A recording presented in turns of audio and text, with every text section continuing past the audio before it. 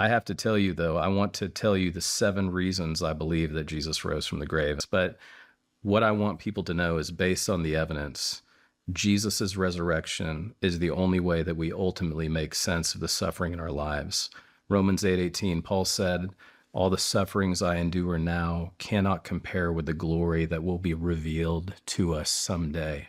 That's the number one reason I believe in the resurrection. Suffering doesn't make sense without it. Number 2, Jesus called it. He foretold it. You've heard of Babe Ruth calling a shot, Joe Namath calling a shot, Muhammad Ali. Nobody called their shot like Jesus did. Jesus was constantly predicting his death, burial, and resurrection. Mark 8:31, Mark 9:31, Mark 10:33 and 34. This is where Jesus said, the Son of Man, which was his favorite self-designation, that comes out of Daniel 7. He uses it 69 times. Remember, Sean, we only have 89 chapters in the Gospels. We have parts of 26 days of the life of Jesus. 1/3 of the Gospels is what this program's been about, the death, burial, and resurrection. It all points to that fact. That energized the church in Acts 17:6 to turn the world upside down. So it's the only way we make sense of the suffering in our world. Jesus foretold it. Jesus also adumbrated. He showed he had power over death. Mark 5, he raises Jairus' daughter from the dead.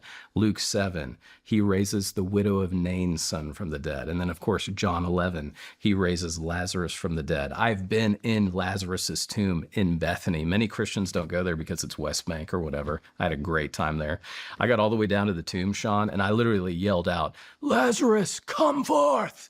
Just because I wanted to be like Jesus. It would have sounded duro exo, literally stand up, walk out in Greek. So Jesus showed he had power over death. Fourthly, this is really fascinating.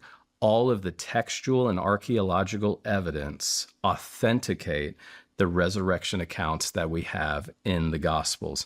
Jody Magnus, who is an atheist archaeologist from the University of North Carolina, when studying the death, burial, and resurrection passages in the New Testament, guess what she says? The Gospels get it right. Fifthly, this is unique. I just wrote this for, co-authored it with Craig Evans for Macmillan Interdisciplinary Textbooks on Philosophy of Religion.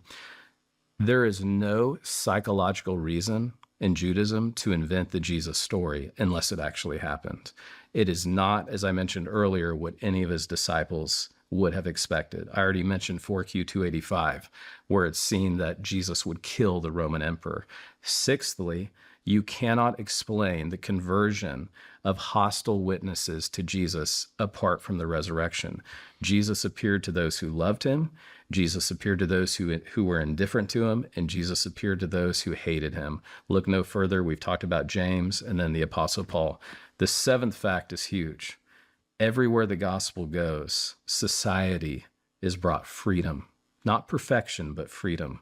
The gospel rehumanizes people.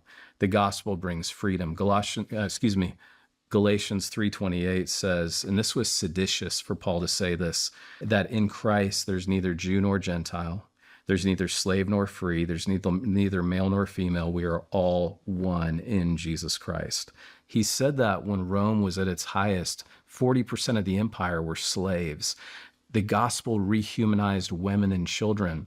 There's an ancient fragment that I've published called Pioxy 744.